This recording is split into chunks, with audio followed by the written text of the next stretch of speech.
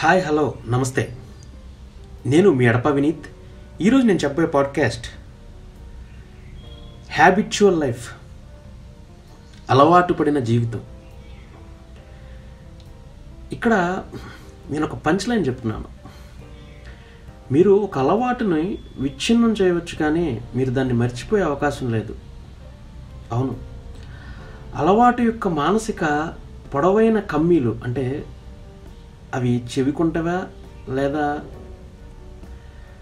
అవి మనసుకుంటవా అనేది మీరే తెలుసుకోండి. మీ మెదడులో చెక్కబడిన తర్వాత అవి కొంతకాలం ఉపయోగించబడకపోయినా వాటిని పూర్తిగా తొలగించడం దాదాపు అసాధ్యం. ఉత్ప్రేరకాలను నిరోధించడం అనేది పెద్దగా ఫలించని వ్యూహం. అంతరాయాలతో నిండిన ఈ జీవితాన్ని సన్యాసిలా గమనిస్తూ ఉండటం కష్టమైన విషయం. ఇది చాలా శక్తిని తీసుకుంటుంది. స్వల్పకాలంలో మీరు ప్రలోభాలను అధిగమించవచ్చు, కానీ దీర్ఘకాలంలో మన చుట్టూ ఉన్న పర్యావరణంలో భాగంగా ఉండిపోతాం. దానిని నిర్మోహమాటంగా చెప్పాలంటే ప్రతికూల వాతావరణంలో ఉండిపోతాం. సానుకూల అలవాట్లకు స్థిరంగా అంటుకుపోయి స్థిరంగా ఉన్న మనిషిని నేను ఎప్పుడూ చూడలేదు. నమ్మదగ్గ విధానం ఏమిటంటే, మనలోని చెడు అలవాట్లను తగ్గించడం అనే విషయం ఒక చెడ్డ అలవాటు తొలగించడానికి అత్యంత ఆచరణ మార్గాల్లో ఒకటి. ప్రేరణ కలిగించేందుకు కారణమైన వాటి నుంచి దూరంగా ఉండడం. కాబట్టి మీ పనికి ఆటంగా ఉన్నదని మీరు భావిస్తే మీ ఫోన్ని ఇతర గదిలో కొన్ని గంటలు ఉంచండి. నిరంతరం అనుసరించడం అనేది అసూయగా అనిపిస్తుంటే ఆ విషయాన్ని రేకెత్తించే సోషల్ మీడియా ఖాతాలను మానేయండి. మీరు టెలివిజన్ చూడడానికి ఎక్కువ సమయం వృధా చేస్తుంటే టీవీని బెడ్రూమ్ నుంచి బయటికి తరలించండి. మీరు ఎలక్ట్రానిక్స్ కోసం ఎక్కువ డబ్బు ఖర్చు చేస్తుంటే టెక్ గేర్ యొక్క తాజా సమీక్షలను చదవడం మానేయండి. మీరు వీడియో గేమ్లు ఎక్కువగా ఆడుతుంటే అన్ప్లగ్ చేసి వేరే గదిలో ఉంచండి. ఈ విధమైన అభ్యాసం అనేవి ప్రవర్తన మార్పు యొక్క ఒక నియమం అని నేను చెప్తాను. స్పష్టంగా, అంటే బదులుగా చెప్పడానికి మీరు దాన్ని అదృశ్యంగా చేయవచ్చు. సాధారణ విషయాలు ఎంతటి విలువైనవి ఉంటాయో తెలిసినప్పుడు మనం ఆశ్చర్యపోతాం. ఒక చిన్న సూచన క్యూ మార్చుకున్నప్పుడు మొత్తం అలవాటు మసకమారిపోతుంది.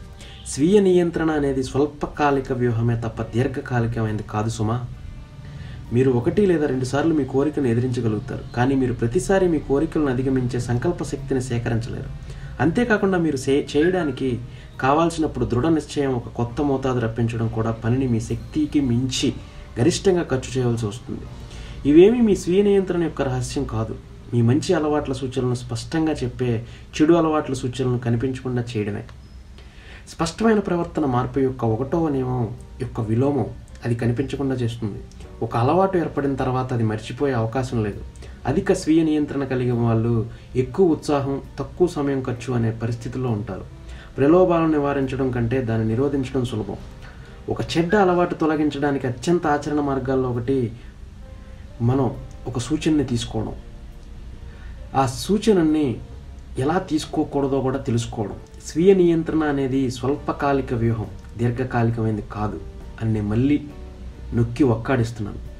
కాబట్టి నేను చెప్పేది ఏంటంటే, మన స్వీయ నియంత్రణ, మన యొక్క పద్ధతి, మన లోపాలని అధిగమించాలి. కానీ ఆ లోపాలని మనం ఎంతవరకు ముందుకు తీసుకెళ్తున్నాం అంటే, నిత్య జీవితంలో మన జీవన ప్రణాళికలో భాగంగా ఒక అలవాటుని మనం పదే ప్రోత్సహిస్తున్నాం. అంటే మన మైండ్, మన ఫోకస్, మన కాన్సన్ట్రేషన్, మన బాడీ అన్నిటికీ ఏదో ఒక gadget or something, manipulated thing మన జీవితాన్ని శాసిస్తుందంటే మనం ఎంత లేజీగా ఉంటున్నాం, మన మైండ్ ఎంత లేజీగా ఉంటుందో ఆలోచించండి. కాబట్టి మనల్ని మనం రేకెత్తించుకోవాలి, మనల్ని మనం రిథమిక్గా తయారు చేసుకోవాలి, మనల్ని మనం పనివైపుకి ముందుకు తీసుకెళ్లేలా నడవాలి. అంతేగాని బద్ధకంతో ముందుకెళ్ళకూడదు, బద్ధకాన్ని వీడాలి. అంటే మనిషి ఉత్తేజపరుడు, కానీ ఆ ఉత్తేజాన్ని కొన్ని పద్ధతులు, అలవాట్లు, నియంత్రలేని ధోరణి, నాయకత్వం తెలియని వ్యూహం, ఇవన్నీ మనిషిని ముందుకు తీసుకెళ్తలేదు. కాబట్టి మన శరీరం మీద మన నాయకత్వం అనేది ఎక్కడ కోల్పోతున్నామో తెలుసుకోండి. ఆ అలవాట్లని మంచి అలవాట్ల వైపు మళ్లించండి. చెడు అలవాట్లకు దూరంగా ఉండండి. హ్యాబిట్యుయేట్ అంటే ఒక గుడ్ హ్యాబిట్యుయేట్ అవ్వాలి, అది గుడ్ హ్యాబిట్గా మారాలి. Be positive, always think positive. ఫోకస్గా ఉండండి, కాన్సన్ట్రేట్ చేయండి. మ్యానిపులేటెడ్ థింగ్స్కి దూరంగా ఉండండి. మీ ఆరోగ్యాన్ని కాపాడుకోండి.